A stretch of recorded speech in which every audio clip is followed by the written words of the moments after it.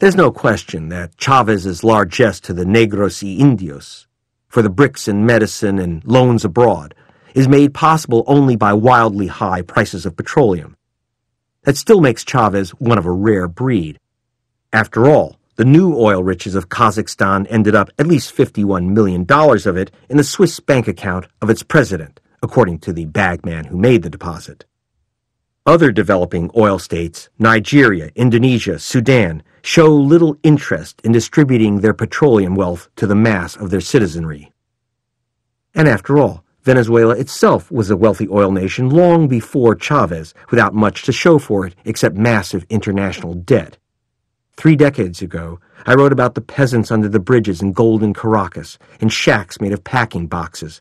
It was after the real price of oil hit $80 a barrel. Chavez is called a Marxist and a socialist. He is neither. His reformist, cooperative, and redistributionist program and his handling of oil wealth is clearly Norwegianist.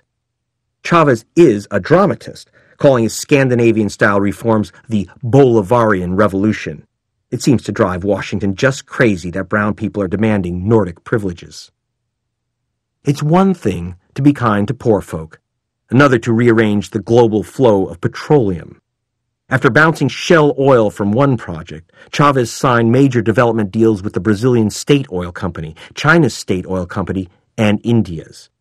Now, for the first time, a flow of crude would bypass the oil majors.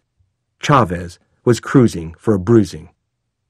And it was Chavez, of course, who played Latin Lone Ranger to Ecuador and Argentina, writing checks to support their bond sales.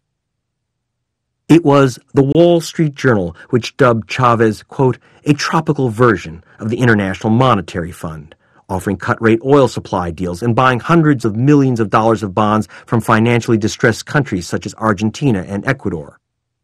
The untropical International Monetary Fund in Washington was not amused, nor were money center banks of New York and London.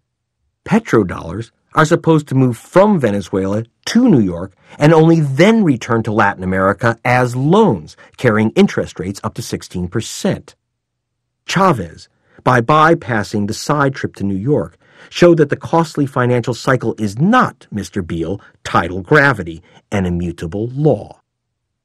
And to underscore the point, Chavez traveled to another third world nation with more gifts of low-cost oil, the Bronx in New York and Chicago's West Side.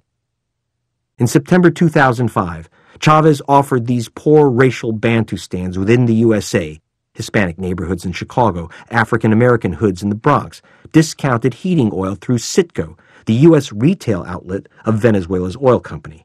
A public relations gimmick? Undoubtedly. But Chavez is making a point. The public, American public included, does not have to remain hostage to the Saudi-Houston cartel. Nevertheless, Chavez has challenged the great ebb and flow of international finance capital and petrodollars. If Chavez were president of Kazakhstan, he could play Robin Hood with his nation's oil money without incurring the fanatic wrath of the White House. Venezuela is a different matter altogether. Chavez is correctly seen as a class warrior, a crafty opponent of what George Bush calls the impressive crowd, the haves and the have-mores.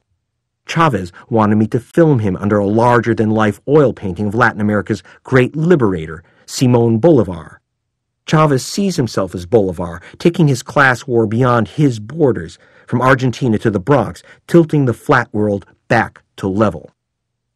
How can Hugo Chavez be stopped from becoming the Bill Gates of petroleum? There are 2 methods to undermine Chavez's power. First, the unattractive choice: cut the price of oil. Option 2, kill him.